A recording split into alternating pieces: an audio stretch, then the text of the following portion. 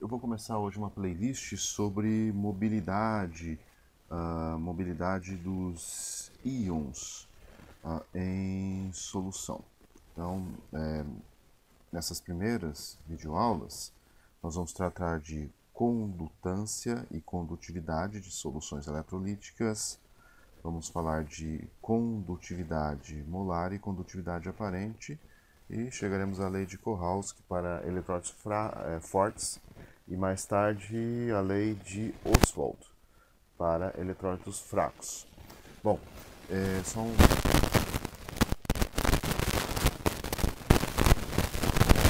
geral, os termos condutância molar e condutividade equivalente, tá? Só para vocês ficarem sabendo quando vocês pegarem livros, né? Para essa aula eu usei principalmente livro do Atkins, Físico-Química, quinta edição, Atkins, Físico-Química, Moore, volume 2, Moore, e Castellan, Fundamentos de Físico-Química. Né? Vamos lá então. Joia, né? Então alguns conceitos importantes aqui. Condutores versus isolantes. Então, o que são condutores e o que são os isolantes? Então, condutores permitem a passagem de corrente elétrica, né? Então, exemplo, metais são condutores, né? Soluções de ácidos e bases também são condutores, mas conduzem de uma maneira diferente. E os isolantes não permitem a passagem de corrente. Então, exemplos de isolante, você tem água pura, açúcar, quartzo, vidro. Bom, agora nós vamos verificar as diferenças entre os condutores eletrônicos e os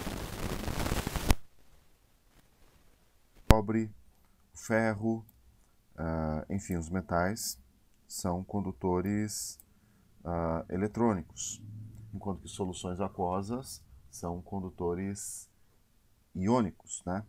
Então vamos lá. O fluxo de eletricidade nos condutores eletrônicos ocorre sem a decomposição da substância. Já no caso dos condutores eletrolíticos, é necessário a decomposição da substância, dissociação da substância. Tipo, o sal, cloreto de sódio, sólido, não vai conduzir. Mas para que a condução possa acontecer através do cloreto de sódio, você precisa dissolvê-lo em água. Então tem um processo de dissociação eletrolítica, né? Que mais aqui? A condução nos condutores eletrônicos se deve ao fluxo de elétrons, nos condutores iônicos se deve ao fluxo de íons. A condutividade nos condutores eletrônicos decresce, diminui com a temperatura, e a condutividade nos condutores iônicos aumenta com a temperatura. Então vamos lá, né? O que mais nós temos para hoje? Eletrólitos, né? O que são eletrólitos? Então, eletrólitos, tipo solução de cloreto de sódio, vinagre é um eletrólito, que é uma solução de ácido acético, solução de hidróxido de sódio, solução de ácido sulfúrico, solução de ácido clorídrico, são eletrólitos, né? Soluções de sais, né? Então eles apresentam íons numa concentração suficiente para permitir a passagem de corrente elétrica através dos íons, né? Já os não eletrólitos, né? Você não tem essa passagem de corrente elétrica, tipo uma solução de água e açúcar, você não tem a passagem de corrente elétrica. Vamos revisar alguns conceitos aqui da eletricidade, né, que serão importantes para estudar mobilidade em soluções. Então, a primeira delas é a resistência, né, a resistência elétrica, que é uma resistência à passagem de corrente elétrica. Né? A resistência ela é medida em unidades de Ohm, Ohm, né? Ohm. Ou você pode representar pela ferradurinha, né? Letra Ohm, ômega, né? Então, A resistência, pensa assim num condutor. Ó. Imagina assim, isso aqui pode ser um fio, esse cilindrinho aqui, né? Imagine um fiozinho com o comprimento igual a L e uma área de seção transversal igual a A. Então, a resistência é proporcional ao comprimento, ou seja, quanto mais longo, maior a resistência. E é inversamente proporcional à área de seção transversal. Então, quanto mais grosso, menor a resistência. Enfim, resistência vai ser então essa constante aqui, que é específica do material, né? Essa é a resistividade ou resistência específica. Então, a resistência é a resistividade, essa resistividade ou resistência específica. L é o comprimento, a área, né? Então, se a resistência é dada em ômega, ou melhor, ohm, então o comprimento, digamos que seja dado em metro, e a área em metro quadrado, então essa resistividade, né, essa resistividade ou resistência específica, esse ρ aqui, deve ser dado em ohm vezes metro, né? Ohm metro. Ohm vezes metro.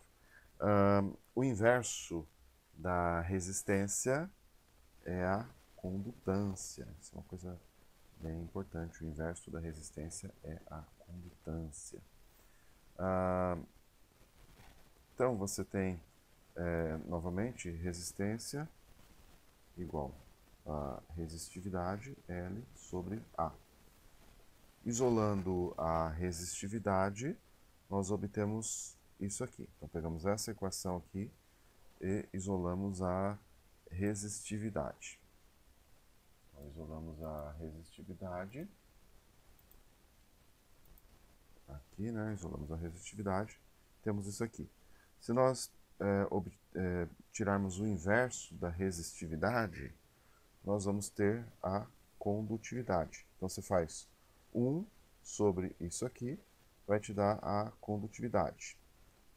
Condutividade, tá correto isso aqui, aparentemente. Deixa eu ver aqui. Tá certo, né? Condutividade. Então, tá aí, né? Se você tem uma célula de condutividade, você pode pensar nisso aqui, né?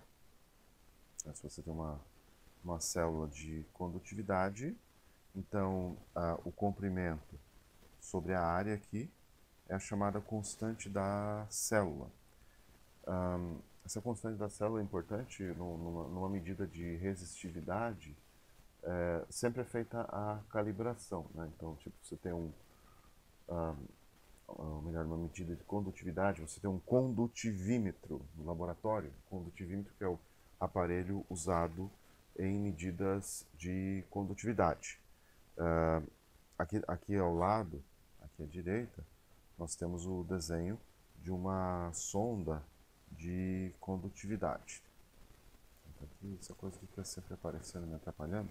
Então, à direita aqui você tem uma sonda do condutivímetro, a ponta de prova, né, que você mede a condutividade da solução.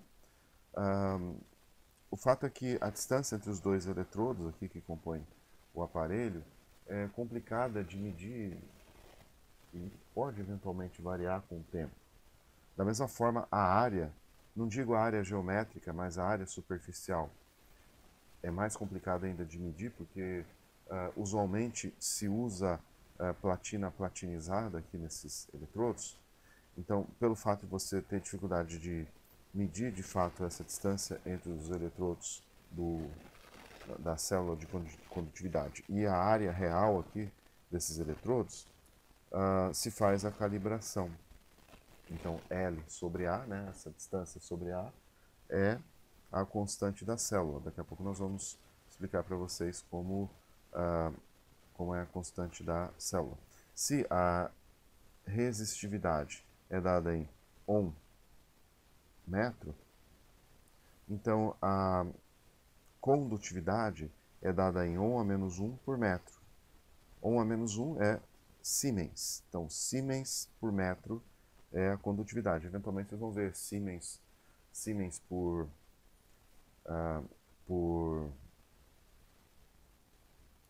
símens por centímetro, por exemplo. Detalhe, então, né? Por que será que esses eletrodos são platinizados, né? Detalhe também, a gente usa corrente alternada aí, já digo, né? Então, na medida, né? Bom, a gente usa a corrente alternada aqui para evitar a polarização entre os eletrodos, né? E você precisa ter frequências dessa corrente da ordem de 1 kHz ou superiores, né? Bom, o problema é que existe a tendência de, no processo da medida, por exemplo, se você tem uma solução ácida, gerar H2 e O2 aqui, em algum momento nessa platina. Então a platina platinizada, ela vai estar aí para fazer com que a recombinação dos íons H+ e OH- seja mais rápida, evitando a liberação de oxigênio e hidrogênio, né? Se eventualmente formar um pouco de oxigênio e hidrogênio, que o fato de você ter platina platinizada vai favorecer a reação de oxidação ou redução quando for o caso, né? Então é necessário usar platina platinizada, né? Além do mais, como eu falei, esse tipo de medida se faz em corrente alternada, né? Por quê? Bom, porque se a corrente contínua for usada nessas medições de condutância, os fluxos de corrente através da célula provocarão eletrólise, né? A concentração das espécies vai mudar e com isso a condutância da solução também vai mudar. E aí a solução passa, digamos assim, entre aspas, não obedecer à lei de Ohm. Além disso, vai haver a polarização em cada eletrodo devido a esse fenômeno irreversível da eletrólise, né? Então, para evitar a eletrólise e a polarização, você usa a corrente alternada, né? Então, quando a corrente alternada é usada, os eletrodos mudam de sinal regularmente. No entanto, o uso da corrente alternada pode não eliminar completamente a polarização, mas de toda forma reduz consideravelmente. Quanto maior a frequência, melhor na redução da polarização. A polarização é que provoca a eletrólise. Para evitar acúmulo de gás, tipo oxigênio e hidrogênio, se for uma solução ácida, você tem o fato da superfície ser platinizada, né? Bom, aqui está um esquema elétrico, né, da célula de condutividade, eu não vou explicar aqui, né, mas como eu falei, é feita com corrente alternada, né, a parte eletrônica fica para vocês estudarem, né? E agora vamos falar da medida de condutividade em si. Como a aula já está um pouquinho longa, né, eu vou deixar para a medida da condutividade, para falar sobre calibração, etc., na próxima aula. Então, até já.